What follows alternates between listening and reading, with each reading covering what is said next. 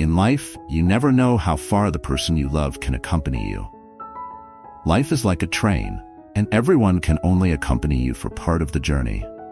When they have to get off, you should be grateful because they have spent wonderful times with you. If someone can accompany you throughout the journey, you should be even more grateful. Having a partner when you're young and when you're old is a blessing, but not all love can last a lifetime. Some partners leave this world early due to illness or disaster. When the spouse is gone, the house becomes empty, as if life has lost its support. However, no matter how sad or painful it is, time does not stop for anyone, and the deceased will not come back to life. When your spouse dies, you have to heal yourself while living your life well. 3 experienced individuals share their personal stories to tell middle-aged and elderly friends that if your spouse leaves first, you must refuse to do 3 things to live a decent life in your later years. Doing so will make your later years comfortable and pleasant. First, refusal. Immersing in excessive grief. Too long. When a partner who has accompanied you for most of your life leaves early, even with the companionship of children, the emptiness in the heart is hard to fill. That space belongs uniquely to the partner, where you nostalgically linger, unwilling to leave. 67-year-old Miss Lee said, "When I was 64, my husband passed away. Whenever I recall the time when he just left, I still find it hard to accept. During those days, I was like a walking corpse, feeling that life was meaningless. Many times, I thought I might as well follow him. I often cried myself to sleep, especially at night when I couldn't sleep for whole nights. Looking at the wide double bed where now only I lay, it was inevitable to feel sad. But every time I looked at our old photos, smiling so happily, I thought maybe I should persist a little longer. My husband wouldn't want me to live like this." No matter how sad I was, tears wouldn't bring him back. So I continued to be sad. Living well and letting him in another world feel at ease is what I should do. Miss Lee finally figured it out. Indeed, the separation of life and death is the saddest thing in the world, but the deceased are gone, and the living continue. No matter how happy the past was or how sweet the memories, you cannot always dwell in the past and neglect the present beauty and future hopes. Learning to look forward and live well in the present is not only a duty to oneself, but also a way to let the deceased spouse rest in peace. When the spouse is gone, stay calm, comfort yourself, take good care of your health, keep a clear mind, and not let grief overwhelm you. Slowly adjust your mindset, regain confidence, and live a self-sufficient and strong life. Cheer up, eat when you want, sleep when you can, stroll in the park, and walk around the streets. Do not rely on others. Learn to enjoy solitude with elegance and wisdom, nurturing your spiritual world and loneliness like sipping aged wine, savoring your endless life. When lonely, you can check with friends, talk about everything, and find joy in solitude. This way, the lonely later years will still be enjoyable. Second, refusal. Over-relying on children for the rest of your life. When old and the spouse is gone, closest people are your children. Many single parents think of living with a particular child, believing it is the best retirement. However, nowadays, young people prefer to live separately, not wanting to live with elderly parents. It's not just different living habits, but also different consumption views and child-rearing concepts.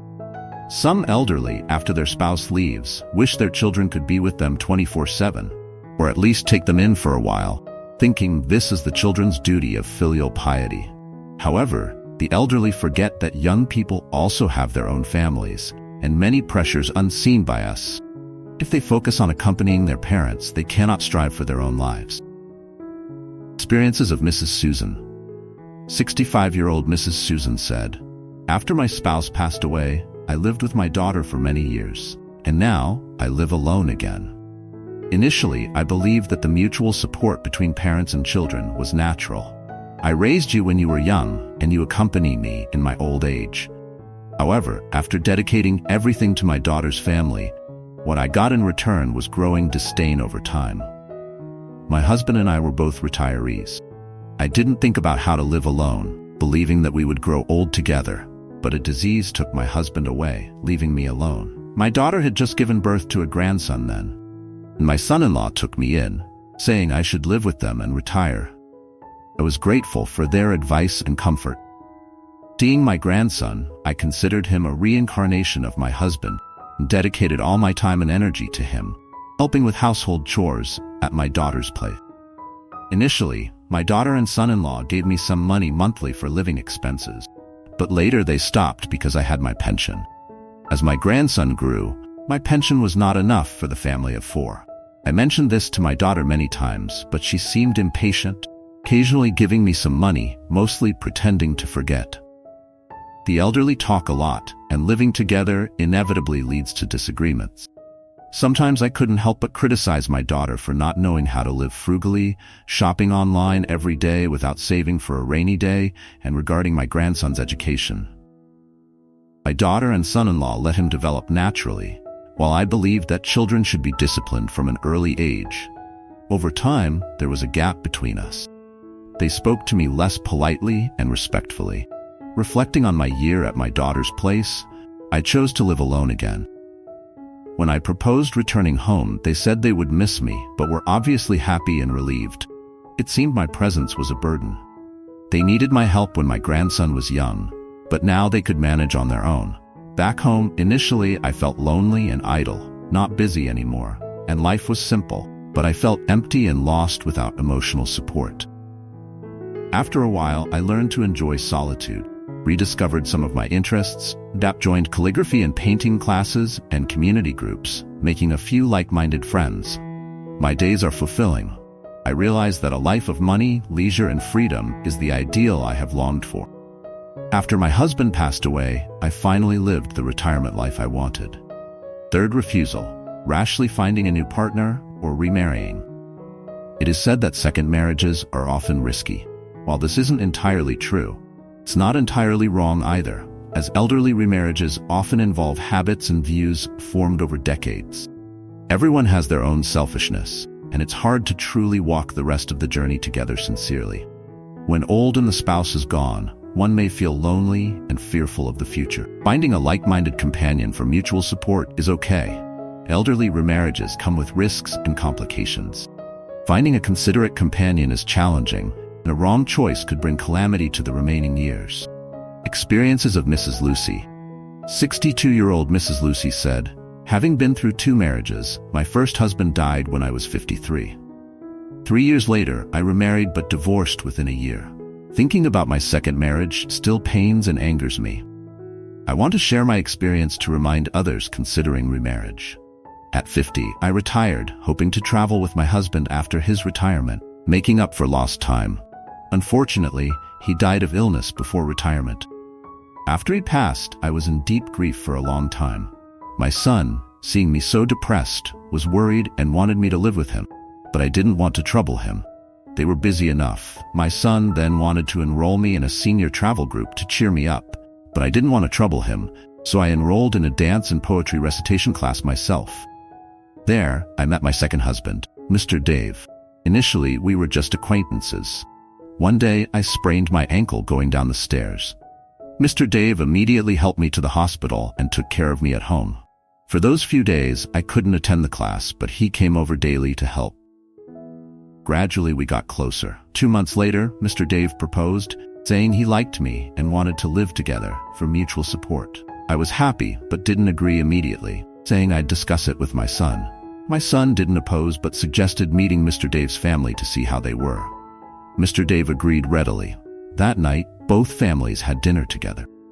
Afterward, my son advised me to observe more and not rush into marriage, but I didn't listen, thinking Mr. Dave was good enough. A few days later, we registered our marriage, and I moved into his house. Initially, we got along well, though I did all the housework. I didn't mind, as I did it before. Conflicts began when 3 old friends invited me to travel. I agreed without hesitation, but Mr. Dave was unhappy, saying no one would do the housework if I went. I felt it was unfair. Was I hired to do housework? That day we argued fiercely. He said hurtful things, implying I was useless without housework. For the first time, I doubted the marriage. Returning from the trip, things got worse. Mr. Dave's son divorced, leaving a grandson with us. At first, I took care of him as my own, but he was spoiled, picky with food, throwing tantrums if displeased. After some days, I couldn't handle him.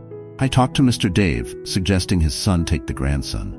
Mr. Dave opposed strongly, saying, "You're not my grandson's mother, so don't interfere. If you can't do it, stay out of it."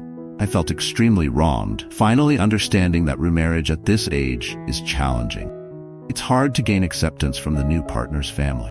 After months of enduring, I filed for divorce, as I couldn't live like this anymore. Thankfully, the divorce was smooth. Reflecting now, I think living alone might be lonely, but it's better than dealing with so many problems. Conclusion: life is long, and you can live it any way you want, but it passes quickly. Everyone experiences ups and downs in life, and loneliness can enrich us if we accept it and live a better life.